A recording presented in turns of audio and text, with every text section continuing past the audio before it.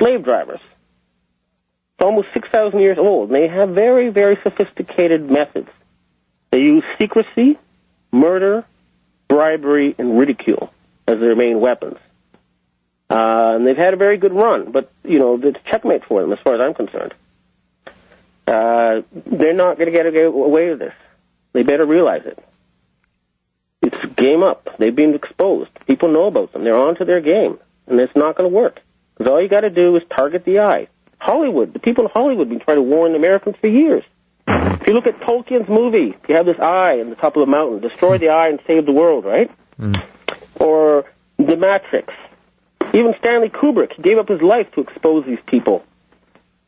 So I think, you got to remember this isn't to do with the Jews. I think the Jews are your best friends in fighting these people because they've been their biggest victims over the years. Well, we're talking about Zionists here, not Jews. Exactly. I'm talking about a specific, Zionists, you can call them Zionists, but I think of them at a higher level as a very secretive sect of people who are pretending that they are gods. What happened to Stanley Kubrick? Well, I don't have the inside story, but... I don't mean the precise cause of death, but where was he going that got him into trouble with these people? The movie Eyes Wide Shut showed a Masonic orgy. And they showed that there were people being killed. Uh-huh. And this is probably based on real events. And there is I haven't done the proper research, but there is an old man who dies in that movie, Eyes Wide Shut. If I'm not mistaken, the man in the movie dies exactly the way Stanley Kubrick died in real life, just as he finished the movie. It is also suggested that Kubrick was involved with creating the, at least some hoaxed Apollo moon footage and knew all about that, and his wife has intimated as much since his death. Yeah, well, what happened was in 1938, on April Fool's, they had the War of the Worlds on radio, Orson Welles, and all sorts of people believed it. And so they said, this is a tool we can use. People will believe anything if it's on the media. Well, I think the media then, and with the work of Edward L. Bernays, obviously began its ascendancy, and it has become the most powerful tool of human oppression, social engineering, programming, mind control that has ever been on the planet. It's the electronic media. Yeah, and one of the most important instruments of mind control is is association. What they do is, for example, with this Holocaust stuff, right? They show you something so horrible that everybody is disgusted. Killing innocent women and children in gas chambers, turning people into soap. It's just so awful that you hate it, right? Anyone would. Of course, the soap issue has been completely discounted, by the way. But that's not the point. The point is they fill you with a horrible story, and then they associate everything they don't want you to think about with that. Yep. So before I woke up to what was happening to me, if somebody said there's a secret cartel of financiers who control the world's central banks, right? I would have instantly said, oh, yes, that's that anti-Semitic thing. Oh, you're a neo-Nazi. You want to kill people. Oh, my God, you're horrible. I can't talk to you. And then the conversation shuts down. That's how they do it. It's a kind of mind wash of brain control through association. The Illuminati controllers have been bleeding the world's populace for a long time. They're real good at it. Yeah. What is it about your message that you think their ego will back down enough to take seriously? Now, you laid the numbers out there. Is it going to take some kind of an example? I hope not. I really do. Because even if you send one assassin, this guy has got a family. He's got people who love him. He's going to be a suicide mission for sure. And we'd rather not have to do that. And then his family has to be supported. It's not a nice thing to kill people. No, and it's really a last resort. All right. Stand by, Ben, and we'll take a break. Come right back with Benjamin Fulford, again, the Asia Pacific Bureau Chief for Forbes magazine for nearly 8 years. Take a look at his website. Click on his name at Rense.com. It's a remarkable conversation. If it is true, of course, it changes the balance of power dynamics on this planet incredibly. Well, time will tell. We'll be right back. Okay, we're back. There are, of course, an awful lot of people around the world listening right now and who will continue to read Henry Macko, PhD's story about Ben Fulford. We'll have more from Ben at Rense.com.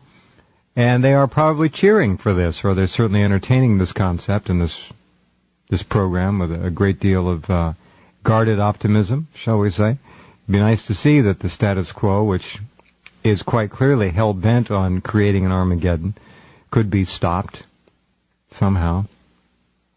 Okay, yeah. Ben, a lot of things to touch on. You want to do any follow-up right now on anything in particular? Then we'll go on to the one next thing, area. Getting back to GT, the 20th century was supposed to be a century of wonder, with unlimited free electricity. And Tesla, of course, was the man who had that and offered it to us, but it was not allowed to be accepted.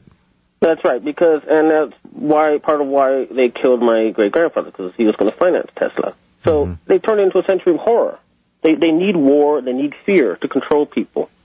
If things get too peaceful, then they cannot keep things under control. But what has happened, and this is important, this is the big rift, this sort of global warming, war on terror thing, is that the radical faction that wants to go ahead with Armageddon are the war on terror people, and they're all allied basically. But another faction says, okay, look, the plan to create a world government with Jerusalem at its capital is just not going to work right now, and it's much easier to make the EU a central world government. And the thing you must understand about communism and the EU and even capitalism as it is now practiced in the United States, they're all forms of disguising hidden central control. In other words, it's all different forms of Babylonian tyranny. And unless you can see through that to the essence, and the essence is to look at where the money is coming from.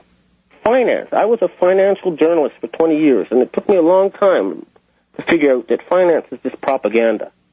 What finance really means, it's the human process of deciding what to do in the future. It's the idea of how do we navigate into the future. And that has been stolen from us by these people. That's why they need to control the central banks. Well, they want us to feel, they want us to feel helpless, of course. Yeah, people work for money, and they control the money. That's how they control the society.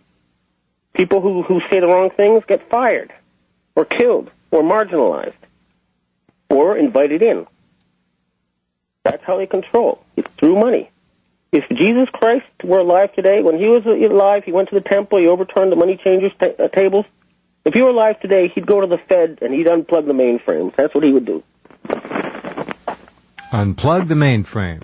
Absolutely. Liberate the planet. Absolutely. Just say, all right, enough of this. We're going to figure out a new way of doing this. Well, if something doesn't happen soon, we're all going to hell in a handbasket. It looks pretty grim, as you well know. Well, I mean, the United States is in a particularly grim situation, but fortunately, the rest of the world is still much freer, and we'll come to help the United States. I've heard that. We are the black hole of the planet in some respects, I guess. Yeah, but I mean, think about it. The end game. I think these people are desperate.